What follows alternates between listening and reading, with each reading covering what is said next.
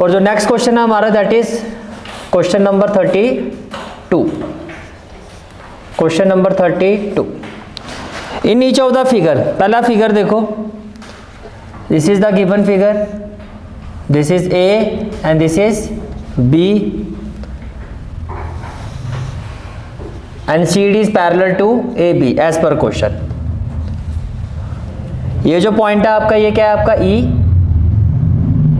अब क्वेश्चन में आपको ये एंगल जो है 35 डिग्री की बना है. ये एंगल कितना की बना है आपको 35 डिग्री. ये बात समझ में आ रही है, ठीक है. और आपको कहा जा रहा है आपको x की वैल्यू फाइंड करनी है. किसकी वैल्यू फाइंड करनी है? x की. और ये जो एंगल है आपका वो कितना है 65 डिग्री. ये एंगल कितना है आपका 65 डिग्री. अब गिवन क्या है? As per given, as per given information A B is parallel to C D. Means ये जो लाइन है वो इस लाइन के क्या है? पैरेलल है. Find the value of x. आपको किसकी वैल्यू फाइंड करनी है? x की वैल्यू फाइंड करनी है, ठीक है जी. सबसे पहले आप ये देखो, इसको प्रूव करने के लिए आपको क्या करना होगा? आपको एक कंस्ट्रक्शन करनी होगी. से draw a line P Q. तो आपने कंस्ट्रक्शन क्या किया? आपने क्या किया? कंस्ट्रक्शन. आपने क्या किया? कंस्ट्रक्शन. कंस्ट्रक्शन में क्या किया है? Draw P Q parallel to A B. Draw P Q parallel to A B, ठीक है. अब आप देखो, now P Q parallel to A B कैसे? By construction, by construction. और ए बी जो है यानी कि सी डी जो है वो ए बी के पैरेलल है ना. ये क्या है आपका? गिवन. ये क्या है आपका? This information has been given. ये क्लियर हो गया, ठीक है. तो can I say that which implies what? अब ए बी इसके भी पैरेलल है, इसके भी पैरेलल है. इसका मतलब ये हुआ कि पी क्यू और सी डी जो है वो भी पैरेलल होंगे. If two different lines are parallel to the same line and they are also parallel to each other. इसका मतलब PQ जो है आपका, PQ जो है ये भी CD के क्या होगा? पैरेलल होगा. ये बात समझ में आ रही है, ठीक है. अच्छा अब देखो, AB is parallel to PQ. अब मैं ये वाला जो एंगल है ये तो आपको x फाइंड करना है. ये तो आपको पूरा x फाइंड करना है, राइट. ये पूरी वैल्यू कितनी है आपकी? x. ये पूरी वैल्यू कितनी है आपकी? x, जो आपको फाइंड करना है. मैं इस एंगल को 1 ले रहा हूँ, इस एंगल को क्या ले रहा हूँ? 1, और इस एंगल को ले रहा हूँ 2. इस एंगल को क्या ले रहा हूँ? 2, ठीक है. मैंने आपको ये कहा A B is parallel to C D P Q. A B किसके पैरेलल है? पी क्यू के. Can I say that and B is transversal? Agree करते हो? B is transversal. भाई ये इसके पैरेलल है और ये जो लाइन है वो ट्रांसवर्सल है. तो अगर ऐसा होगा तो एंगल 135 डिग्री के इक्वल होगा नहीं होगा? बाय ऑल्टरनेट इंटीरियर एंगल होगा, होगा ना. इसी तरह से आप ये देखो कि now P Q is parallel to C D, P Q is parallel to C D and E D या D E, and E D is transversal, and E D is transversal. तो अब क्या होगा? एंगल 2 जो होगा वो 65 degree के equal होगा. इसका रीजन भी क्या होगा? क्या इतनी बात समझ में आ रही है, ठीक है. आपको फाइंड करना है ये पूरा एंगल x. तो x किसके इक्वल होगा? Angle 1 plus angle 2. जो आपको x डिग्री फाइंड करना है, पूरा x है ना आपका, ये जो आपको फाइंड करना है किसके इक्वल होगा? एंगल 1 प्लस एंगल 2 के इक्वल होगा. एंगल 1 प्लस एंगल 2 के इक्वल होगा. तो x डिग्री की वैल्यू क्या? एंगल 1 कितना है? 35, एंगल 2 65 डिग्री. तो can I say that it will be equal to 100 degree and this is the final answer. Question number 32 का ही आपका चॉइस वाला क्वेश्चन है. In the given figure, again इसमें आपको फिगर गिवन है. ये आपका क्वेश्चन नंबर 32 का चॉइस वाला क्वेश्चन है. फिगर आपकी क्या है? अगेन आपको एक लाइन गिवन है ए बी. आपको लाइन गिवन है A B and there is another line that is C D, C and D. And this is the point E and this is the point F, and as per question this is the point G. According to the question ये आपका जो angle है वो P degree है, ये जो आपका angle है वो Q डिग्री है, और ये जो आपका एंगल है वो R डिग्री है, ठीक है. तो what has been given? That AB is parallel to CD. What has been given? That AB is parallel to CD. And what we have to prove? P plus Q minus R is equal to 180 degree, is equal to 180 degree. इतनी बात समझ में आ रही है? Is equal to 180, is equal to 180 degree, is equal to 180 degree. Clear है यहाँ तक? ठीक है, यहाँ तक क्लियर है? कोई डाउट तो नहीं है? ठीक है, P plus Q minus R equal to 180 degree.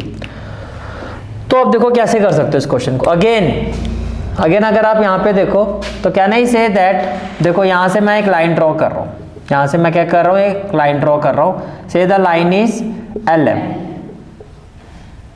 तो आपने कंस्ट्रक्शन किया, क्या किया है? Construction. Draw AB parallel to LM, या draw LM parallel to AB। आपने एक लाइन ड्रॉ की LM जो किसके पैरेलल है? AB के। आपने एक लाइन ड्रॉ की LM L टू M जो किसके पैरेलल है? AB के। ये वाला पॉइंट तो आपका क्या है? F है। ठीक है जी। और ये भी लिख सकते हो आगे, passes through F, passes through F, passes through point F। ये जो लाइन है आपकी पॉइंट F से पास हो रही है। ठीक है जी। अब देखो, अब हम आते हैं प्रूफ पर। किस पर आते हैं? प्रूफ पर। Can I say that, first of all देखो, जो आपका AB है, LM जो है वो AB के पैरेलल है। ये तो कैसे? By construction, by construction. और CD जो है वो आपका AB के पैरेलल है, गिवन। ये क्या है आपको? गिवन है। ये क्या आपको? गिवन है। इसका मतलब ये हो गया, two different lines are parallel to the same line, they are also parallel to each other. तो इसका मतलब ये हो गया कि जो LM है वो CD के क्या होगा? पैरेलल होगा। LM है जो CD के क्या होगा? पैरेलल होगा। इतनी बात समझ में आ रही है? ठीक है। अब मैं क्या कर रहा हूँ, अगेन देखो, ये पूरा जो एंगल है मैं इसको यहाँ लिख देता हूँ। ये आपका पूरा एंगल है Q डिग्री, मैं इसको ले रहा हूँ 1। इसको क्या ले रहा हूँ? 1। इसको क्या ले रहा हूँ? 1। ये बात समझ में आ रही है? ठीक है। Can I say that here AB is parallel to LM and EF is transversal. Very good. EF is transversal. EF is transversal कि भैया ये इसके पैरेलल है और ये क्या है? ट्रांसवर्सल है। ठीक है, क्लियर हो गया यहाँ तक? ठीक है। अब देखो, तो मैं बोल सकता हूँ कि P डिग्री प्लस एंगल 1 ये 180 डिग्री के इक्वल होगा। को इंटीरियर एंगल्स, को इंटीरियर एंगल होगा ना? ठीक है। अच्छा, अब इधर देखो, यहाँ देखो, यहाँ मैं ले रहा हूँ इसको एंगल 2। इसको क्या ले रहा हूँ? Angle 2। Can I say that angle 2 जो है, देखो ये एंगल 2 है, ये क्या है? एंगल 2। ये किसके इक्वल होगा? R के। एग्री करते हो? By alternate interior angle, by alternate interior angle. ठीक है, by alternate interior angle. Angle 2 is equal to, angle 2 is equal to, ये आपका कितना? हमें प्रूफ क्या करना है? P plus Q minus R, P plus Q minus R equal to 180 degree. तो P प्लस 1 कितना आ गया आपका? 180 डिग्री। कितना आ गया आपका? 180 डिग्री। और एक काम करो, इसको एंगल 3 ले लो। इसको क्या ले लो? एंगल 3। ठीक है। नाउ क्या आप एग्री करते हो कि angle 3 plus R degree equal to 180 होगा? एंगल 3 प्लस R ये पूरा 180 होगा। क्यों होगा? Linear pair. क्यों होगा? Linear pair. तो एंगल 3 की वैल्यू क्या हो जाएगी? 180 माइनस R, या फिर इसको अभी ऐसे ही रहने दो। ये हो गया आपका लीनियर पेयर। ये एग्री करते हो? ठीक है। अब इसको आप ले लो इक्वेशन 1, इसको ले लो equation 2, from 1 and 2, from 1 and 2। Right hand side same है, तो लेफ्ट हैंड साइड क्या होगी? एंगल P प्लस एंगल 1 किसके इक्वल होगा? एंगल 3 प्लस एंगल R के। किसके इक्वल होगा? एंगल 3 प्लस एंगल R के। ये बात समझ में आ रही है आपको? क्लियर है यहाँ तक? ठीक है। अब देखो जी, आपको क्या चाहिए? P plus Q, P plus Q। ये 1 है आपका और ये क्या है आपका? 3। ये 3 प्लस R है। ठीक है।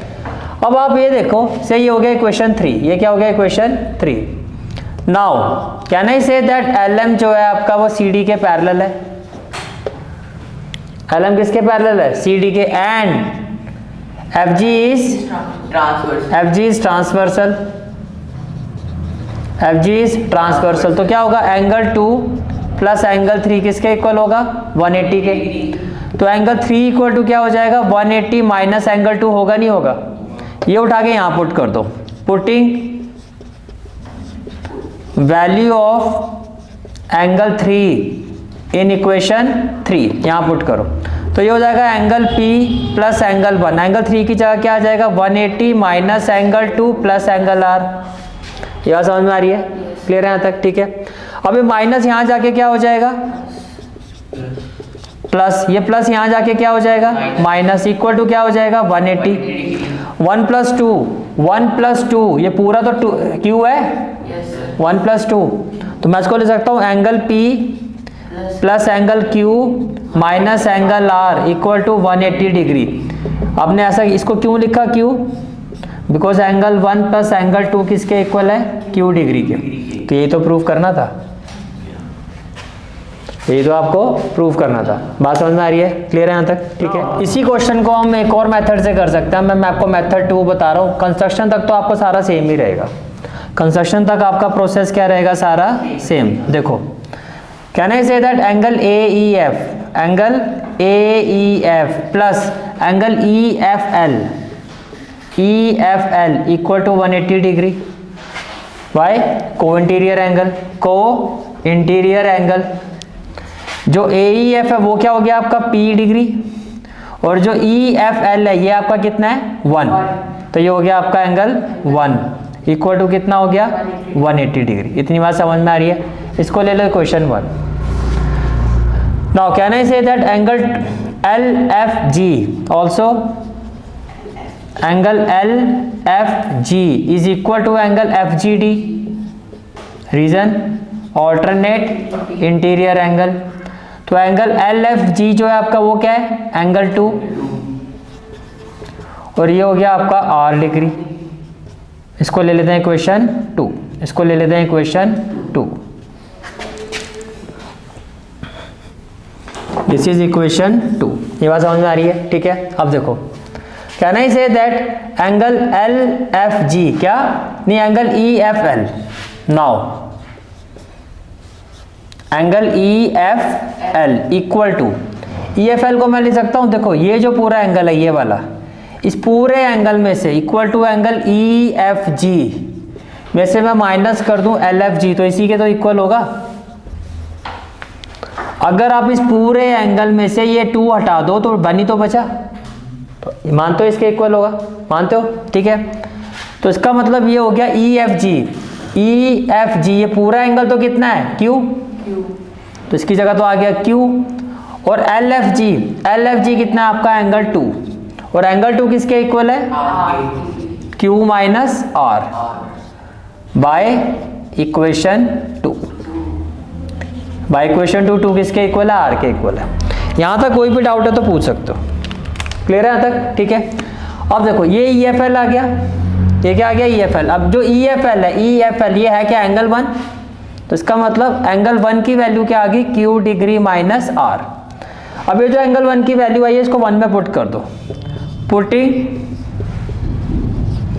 Value of angle 1 in equation 1, तो क्या हो जाएगा, P डिग्री, 1 की जगह क्या आ जाएगा, Q degree minus R degree equal to 180 degree, hence proof.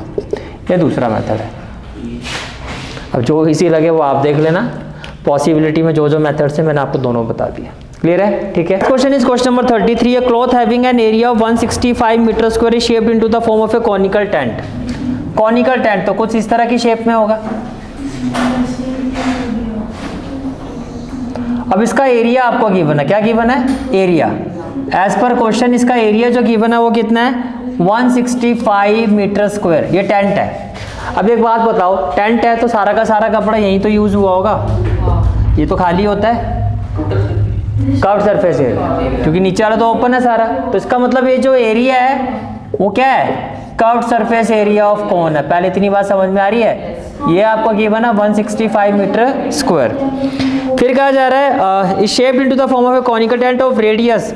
इसका रेडियस कितना है, 5। रेडियस है 5 मीटर, 5 मीटर है सेंटीमीटर मीटर, तो यहाँ पे रेडियस गिवन है आपको 5 मीटर, ठीक है जी।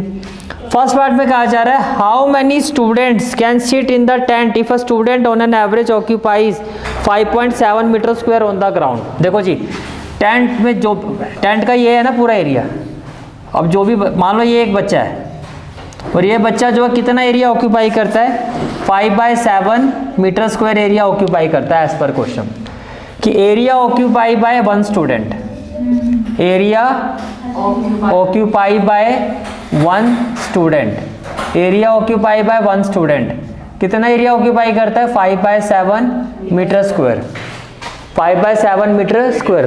तो आपको कहा जा रहा है ये जो है इसी के नीचे देखो, ये पूरा सर्कल है मान लो, इसके नीचे तो हम सारे, तो हम जो बैठेंगे जितने जो भी बैठेगा वो इसी सर्कल के नीचे ही बैठेगा ना, इसके अंडर तो यही आएगा ना जितने सर्कल का एरिया है।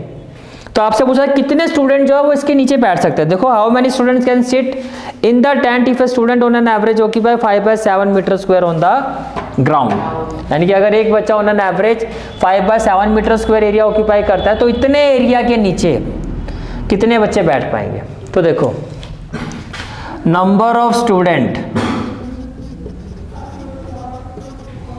Student can sit under conical tent, वो किसके इक्वल होगा, is equal to total area क्या है जिसके नीचे वो बैठ रहे हैं circle, is equal to area of base of cone upon area occupy by one student, upon area occupy by one student. भैया जितना टोटल एरिया वो निकाल दो और एक बच्चा जितना एरिया ऑक्यूपाई कर रहा है उससे डिवाइड कर दो, तो पता लग जाएगा कितने बच्चे आएंगे। क्या इतनी बात समझ में आ रही है, ठीक है। अब बेस का मतलब हो गया एरिया ऑफ सर्कल, तो ये हो गया πr², और area occupy by one student कितना हो गया 5/7, एग्री करते हो। पाई की वैल्यू 22/7, रेडियस है आपका 5/5, इसको न्यूमरेटर में लेके जाओगे तो ये भी हो जाएगा 7/5, 5 से 5 कैंसिल, 7 से 7 कैंसिल, तो 5 2 जा 10, यानी कि 110 स्टूडेंट जो है वो इस टेंट के नीचे बैठ सकते हैं इस कंडीशन के हिसाब से। तो फर्स्ट पार्ट क्लियर, कोई डाउट हो गया, ठीक है। तो ये हो गया आपका first part.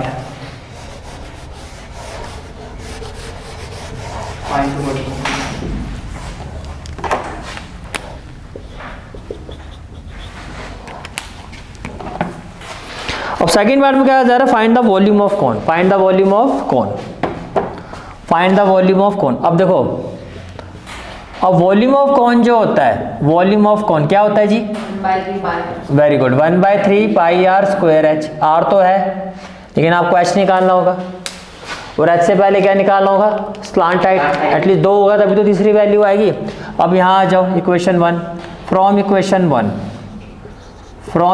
1 curved surface area of cone कितना, 165, curved surface area of cone कितना है 165, तो ये होता है πrl, तो ये हो गया 165, पाई होता है 22/7, r है आपका 5, तो l आपको निकालना है, ये कुछ ऐसा हो जाएगा, तो l इक्वल टू क्या हो जाएगा 165, ये डिवाइड यहाँ जाके मल्टीप्लाई, और 22 × 5 से क्या हो जाएगा, डिवाइड हो जाएगा, 22 × 5 से क्या हो जाएगा, डिवाइड हो जाएगा। यहाँ तक कोई डाउट है तो बताओ, क्लियर है यहाँ तक, ठीक है। अब देखो जी, 5 3 जा 15 और 5 3 जा 15, ये क्लियर हो गया, ठीक है। यहाँ तक क्लियर हो गया, ठीक है। उसके बाद 11 2 जा 22, 11 3 जा 33, तो बेसिकली अगर मैं L की वैल्यू पूछूं तो आप कहोगे 7 3 जा 21/2 आ रही है, जो आपका हो गया 10.5 मीटर।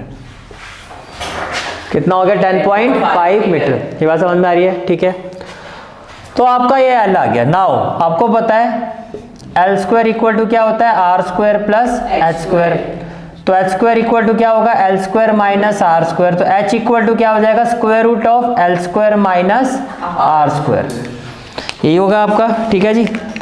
तो H इक्वल टू क्या हो जाएगा, H equal to square root of, H equal to क्या हो जाएगा, square root of L², L कितना है 10.5, तो ये हो जाएगा 10.5 स्क्वायर, माइनस R, ये हो जाएगा 5 स्क्वायर, कितना हो जाएगा 5 स्क्वायर, तो कोई बताएगा 105 जल्दी करना।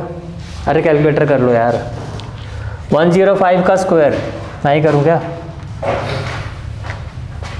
तो 10.5 का स्क्वायर यानी कि 105 इंटू 105, 5 5 जा 25, 5 0 जा 2 और 5 1 जा 5, 0 0 0 और ये हो गया 5 0 1 5 2 10 11025 11025।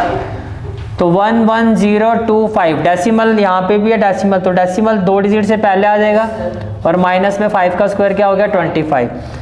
अब 110.25 को 20 से मैं इसमें से 25 माइनस कर तो 5 to 85.25, तो ये आ गया आपका 85.25। अब 85.25 का हमें क्या निकालना है स्क्वायर रूट। तो लॉन्ग डिवीजन मेथड से ये पेयर बन गया, ये भी आपका क्या बन गया पेयर। तो ये पेयर बन गया तो क्या हो जाएगा 9 9 जा 81, 5 माइनस 1 4, ये डेसिमल आ जाएगा, पूरा पेयर नीचे आ जाएगा 25। 9 का डबल करोगे तो क्या होगा 18, क्या होगा 18। अब ये आई थिंक 3 पर तो नहीं जाएगा, 3 3 जा 9, 8 3 जा 24, यस ये 2 पर जाएगा। 2 2 जा 4, 8 2 जा 16, 2 1 जा 2 और 1 3, तो 9.2364। तो अप्रोक्सीमेट मान के चलो ये आएगा आपका 9.2 मीटर अप्रोक्स। कोई डाउट है तो बताओ। तो आपका क्या आ गया ये h आ गया, ये आपका क्या आ गया h आ गया। क्लियर है यहाँ तक? ठीक है। अब आपको क्या निकालना है वॉल्यूम।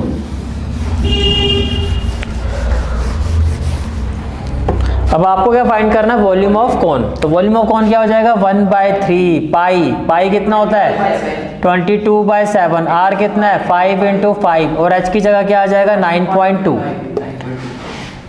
तो कुछ कैंसिल होगा यहाँ पर नहीं हो रहा ना, डेसिमल हटा दो तो यहाँ पे क्या आ जाएगा 10, 5 2 जा 10 कर दो, 2 4 जा 8, 1 2 2 6 जा 12, यही होगा और तो कुछ नहीं होगा। तो नहीं हो रहा तो फिर 7 3 जा कितना कर दो 21 और 5 2 जा 10, 5 2 जा 10 और 1 11 और इंटू 46 करो, दोनों को मल्टीप्लाई करोगे तो आएगा 5060, डिवाइडेड बाय क्या डिवाइड करोगे तो आपका आएगा 240.9 और वॉल्यूम है तो क्या हो जाएगा मीटर क्यूब और ब्रैकेट में क्या आ जाएगा आपका approx. And this is the final answer of this question. Next question is question number 34।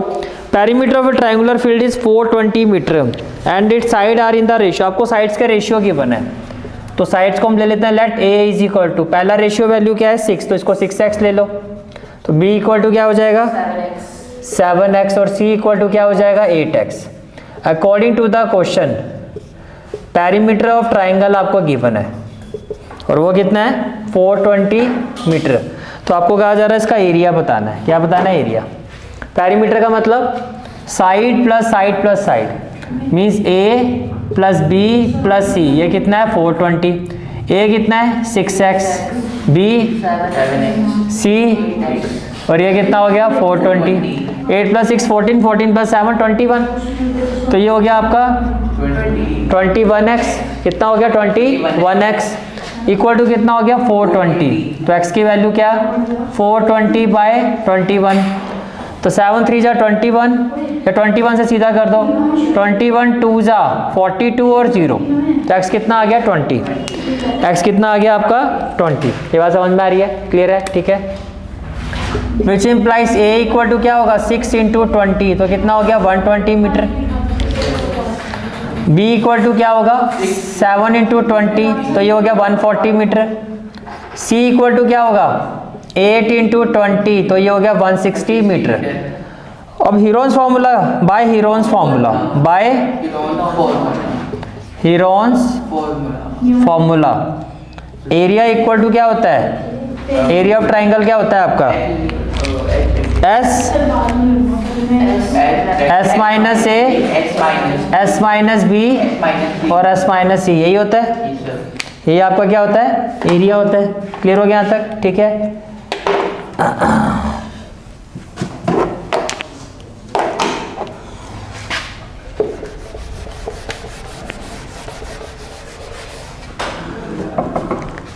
तो फर्स्ट ऑफ ऑल s की वैल्यू क्या होगी a plus b plus c by 2, तो s क्या हो जाएगा 120 प्लस 140 प्लस 160 डिवाइडेड बाय 2, तो 160, 140, 120, 0, 10 और 2 12, 3 और 1 4, 420/2 दैट इज 210 मीटर।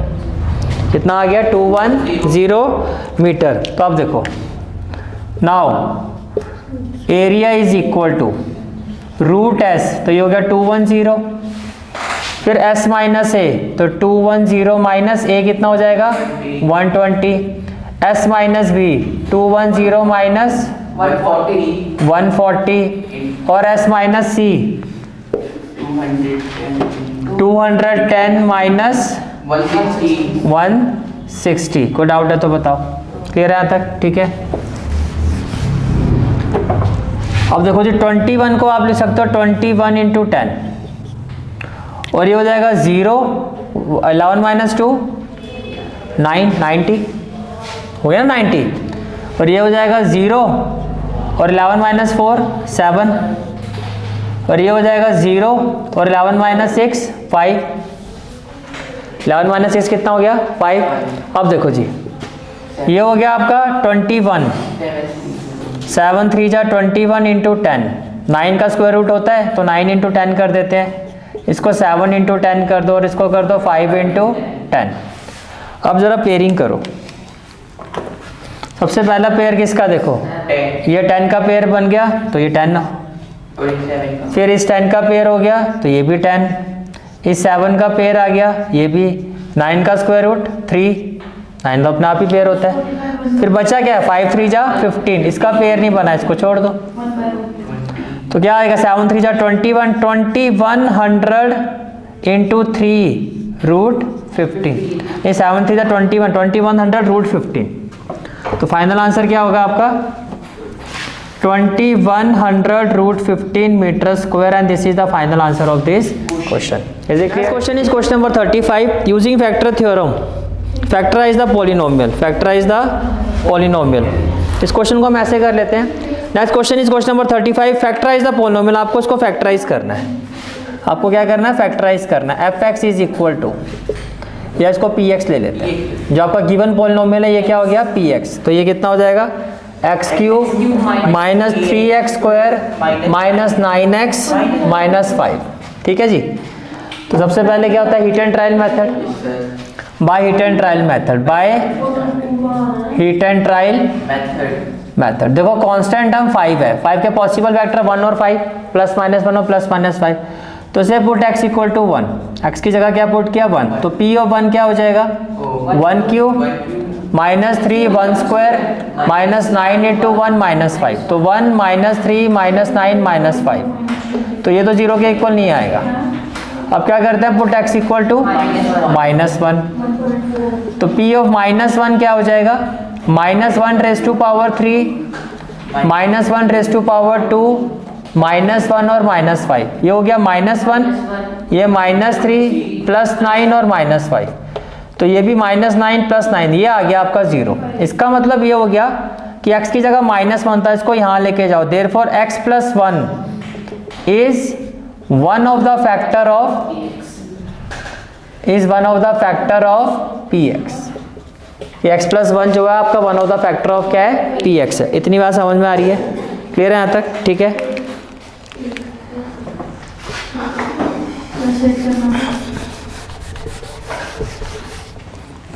अब आपका एक फैक्टर क्या आ गया? x प्लस 1, तो रिमेनिंग फैक्टर के लिए हम क्या करेंगे? x प्लस 1 से डिवाइड करेंगे इस पॉलिनोमियल को, क्योंकि इसका फैक्टर तो पूरा इसको डिवाइड करेगा। x क्यूब से x को डिवाइड करोगे क्या आएगा? x स्क्वायर, तो ये हो गया x cube. 1 into x square क्या हो जाएगा? प्लस एक्स स्क्वायर, ये माइनस और ये माइनस, ये कैंसिल, ये हो गया आपका minus 4x square minus 9x और क्या हो गया? माइनस 5, क्या हो गया? माइनस 5। ये क्लियर हो गया। माइनस 4x स्क्वायर को x से डिवाइड करोगे क्या आएगा? माइनस 4x, तो ये हो गया minus 4x square, plus minus क्या हो गया? Minus 4x। ये क्लियर हो गया? ठीक है। ये हो गया प्लस और ये हो गया प्लस, ये कैंसिल, माइनस 9 प्लस 4 क्या हो जाएगा? माइनस 5x और ये हो गया माइनस 5। माइनस 5x से x को डिवाइड करोगे क्या आएगा? माइनस 5, तो ये हो जाएगा माइनस 5x और प्लस माइनस माइनस 5, तो ये 0 आ गया जो आना भी चाहिए था। ठीक है। अब रिमेनिंग फैक्टर के लिए इसको क्या करोगे? फैक्टराइज। तो आप क्या करोगे? Now factorize x square minus 4x minus 5 के ऐसे फैक्टर बनाओ कि -4, तो ये हो जाएगा +x minus 5x minus 5। x common लोगे तो क्या हो जाएगा x + 1, -5 कॉमन लोगे तो क्या हो जाएगा x + 1। तो कॉमन फैक्टर क्या है x + 1 और x - 5। Therefore required factors are क्या होगा x + 1 फिर x + 1 फिर x - 5। डिग्री आपकी 3 थी तो 3 ही फैक्टर आने चाहिए। And this is the final answer of this question. Is it clear? ठीक है, और इसी के साथ हमारा सेक्शन डी कंप्लीट।